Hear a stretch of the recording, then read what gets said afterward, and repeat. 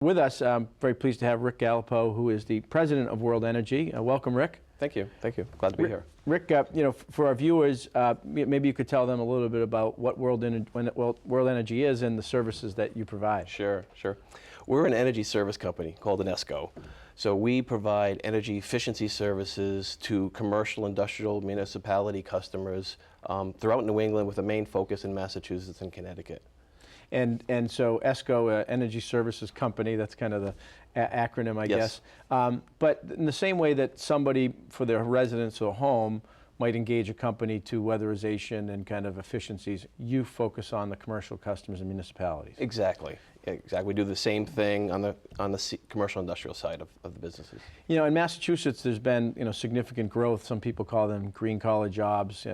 People talk about pursuit of renewables, being a big part of a strategy of whether it be wind or solar and other types of things. But oftentimes, the best thing you can do is just being more efficient with whatever energy source you're currently using. Absolutely. That should be where you start. I mean, a lot of people are doing solar, but if you're going to put solar or some kind of renewable in your facility, you should make your building as energy efficient as possible. So you might also put solar on the state-of-the-art equipment. Right.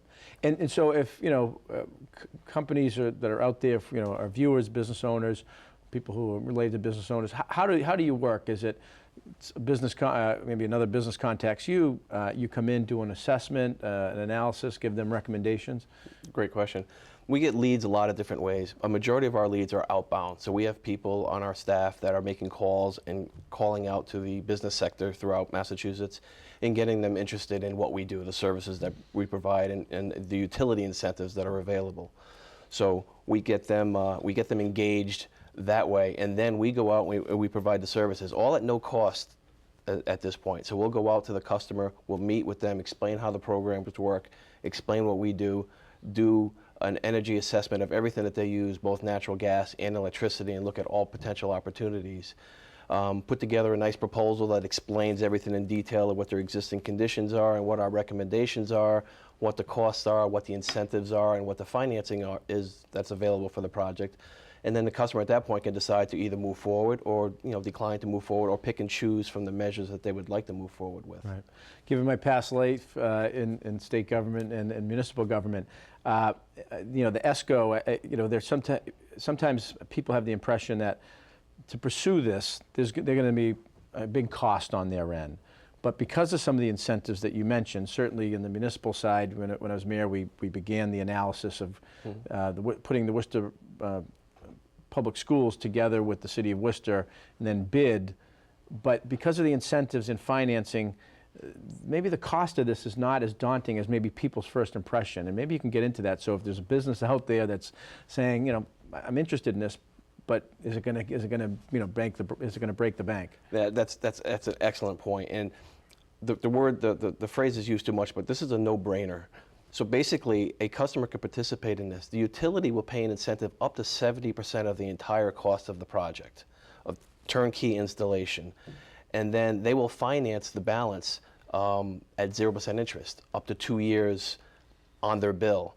So what happens basically is the energy savings will carry it. You'll create either a neutral or a positive cash flow. So for example, if you're saving, if the payment is, for the 2 years for your 30% of the loan, is $200 a month, you're probably saving $300 a month. So right from the very beginning, it's a positive cash flow, and there's absolutely no money out of pocket for the customer. And that's for small to medium-sized businesses. Right, and people say, well, why would the utilities do that? Well, for them, if they can be more efficient, that means they can use existing distribution lines to meet growing demand rather than having to invest capital costs to expand delivery systems, whether it be electrical lines, whether it be pipelines, all those things. Exactly. So there's two main reasons, and that's one of them. It's cheaper to save a watt than to produce a watt. To build another power plant it's just not going to happen, and the cost is too expensive. So it's cheaper to save the watt. And the other reason is, customers are struggling. So a utility specifically would rather have somebody in business using a little bit less than out of business. If costs keep, going up and their utility bills keep going up, they may be forced to go out of business. So by saving, they can stay in business. And that's key. I mean, we have the privilege to kind of work with business owners every day at the chamber on their behalf, and and businesses of all different sizes. And most of our businesses, 80%, are small businesses. But one of the top 3 issues that we hear from our members: workforce pipeline, talent retention, development is at the top of the list. But energy costs, especially in New England, are right up there in the big 3. And it's in the interest, behooves a business owner, as busy as they are making the widgets or delivering the services, to kind of take that moment and engage with a company like you to do that analysis. Absolutely, and it's a turnkey service, so we know they're good at running their business. They're good at running the package stores or the office buildings or the small manufacturing. We bring the energy expertise to them. It's a complete turnkey service. So they just really, just need to listen to what we're saying, and if it sounds like it's an attractive offer, they move forward with it. Mm-hmm. So, and you've seen probably the growth of this industry and been a part of it. Where do you see it going, and what role technology play and kind of further efficiency, and seeking out and finding further efficiencies? Yeah, I've been in this business since 1986, so I've seen a lot of things happen. Every time a new technology comes out, we say that's it. That's the ultimate technology. It's never going to get any better than this, and it just keeps changing. So right now the new technology is LED lighting. Mm-hmm. Everybody's going to LED. That's the buzzword. There's huge energy savings there. But the one thing that people don't see right now is there's a big focus on what we call comprehensiveness, at looking at HVAC and motors and controls.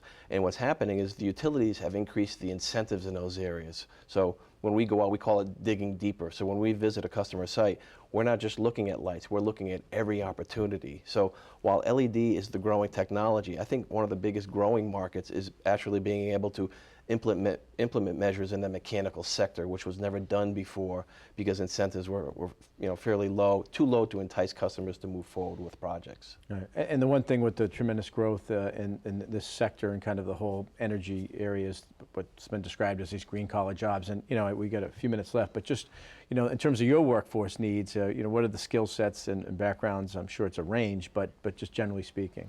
It's a range. I mean, probably our biggest sector in our staff is what we call our energy specialists, which are our salespeople, but it's technical salespeople. So we look for people that not necessarily have engineering degrees, but have a technical background and can sell, have a personality. So we're not looking for an engineer that can strictly crunch numbers, but somebody that can communicate with customers and have that personality to sell the technical aspects of these projects.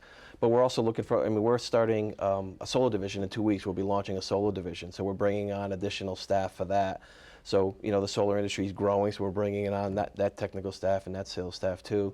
And then we have administrative positions also that help support all the the proposal development and tracking. And you recently worked with the chamber as you're growing, here in Worcester, Rockdale Street. Maybe Yes. you can talk about your new location in Connecticut, I believe, as well.